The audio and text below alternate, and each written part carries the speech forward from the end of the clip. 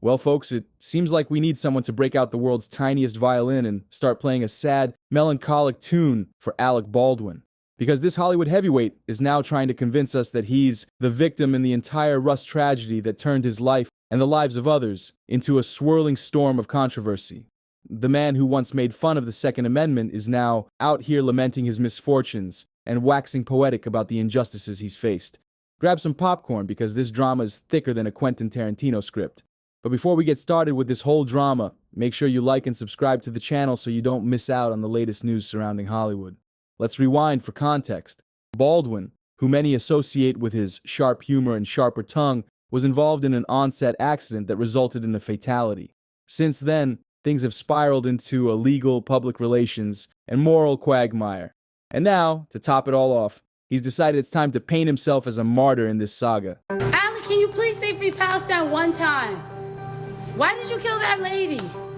You killed that lady and got no jail time? No jail time, Alec? No jail time, Alec. You're putting innocent people in jail, Alec Baldwin. Free Palestine, Alec, just one time, and I'll leave you alone. I'll leave you alone, I swear. Just say free Palestine one time. One time. One time. Call the police. One time, Alec. You know he's a criminal. You know he's a criminal. Come on, Alec, just say free Palestine one time. One time, just one time, please, and I'll leave you alone. Free Palestine. Israel, Zionism. Please say it.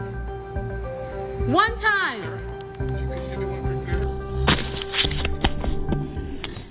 Picture this.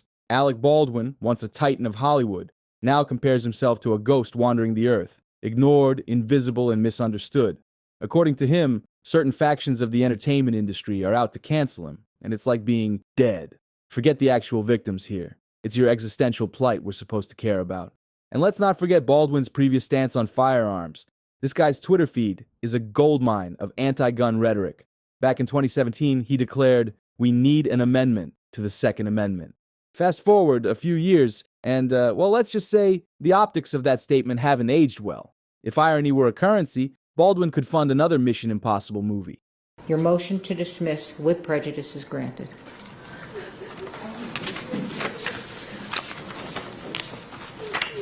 Now, with respect to the jury, I don't imagine you all want to return on Monday. I will take care of the jury. Thank you, Your Honor. We are in recess.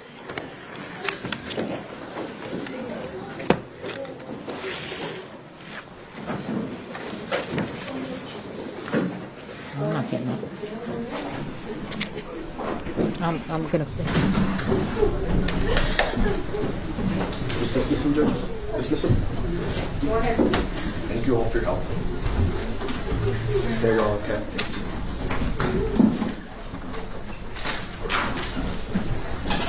But he didn't stop there. He doubled down, accusing NRA spokeswoman Dana Loesch of stepping over bodies in her crusade for gun rights. "The Second Amendment is not a moral credit card," he tweeted. And yet, here we are discussing how Baldwin himself seems to have metaphorically maxed out his moral Amex card. In a Variety interview, Baldwin shared that these past few years have been like wandering through a shadowy purgatory, claiming that the media suppressed stories that could have exonerated him, while amplifying ones that damage his reputation. He insists, when people hate you on that level, they want three things. They want you to be deleted. Because when people think of systemic injustice, their minds immediately leap to Alec Baldwin. Baldwin even went as far as to say he's counterpunching and fighting back to reveal the truth about what happened on the set of Rust. He's on a crusade to expose something. What exactly? We're not entirely sure. But the man is determined, folks. His claim? This was never a fair trial by public opinion, and he's been unjustly vilified. The kicker? He then pivots to a strange humble brag about how his career isn't entirely dead. "I do believe things are coming back my way," he said, citing recent positive communications. Oh, thank goodness. Hollywood might give Alec Baldwin another shot, and all will be right in the world again. Except, of course, for that pesky Rust case hanging over him. Just as you disbelieved that there was a live round in the gun, you disbelieved that this was going to be a fatal accident. So you didn't know exactly how serious it was? At the very end of my interview with the sheriff's department, they said to me, "We regret to tell you that she didn't make it. She died." They told me right then and there. And that's when I went in the parking lot and called my wife to talk to my wife. And when this happened, her husband comes to town. her husband Matthew. And I met with him and their son. Here's where things get even wilder. Baldwin has taken the martyrdom narrative up a notch. He's not just fighting for his career, he's fighting for truth, justice, and, presumably, his SAG membership. According to him, much of the case remains unknown because there wasn't a full trial, which, by the way, wasn't exactly his call.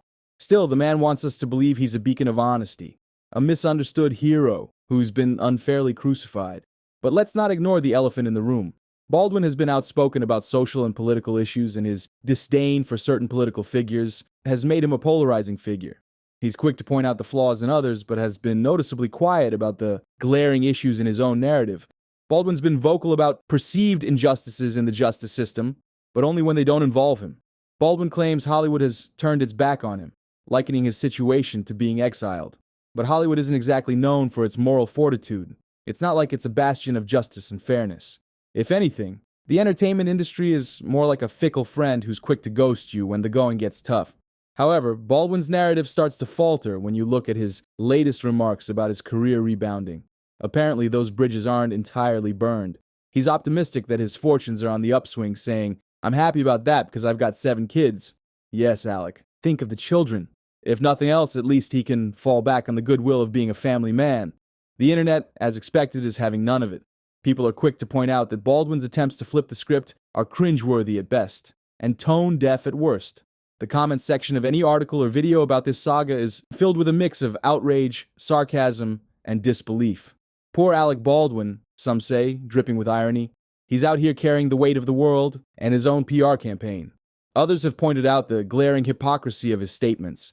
The same man who once lambasted the Second Amendment is now embroiled in a case that arguably raises questions about firearm safety on set. It's a twist that feels almost too on the nose for a Hollywood script.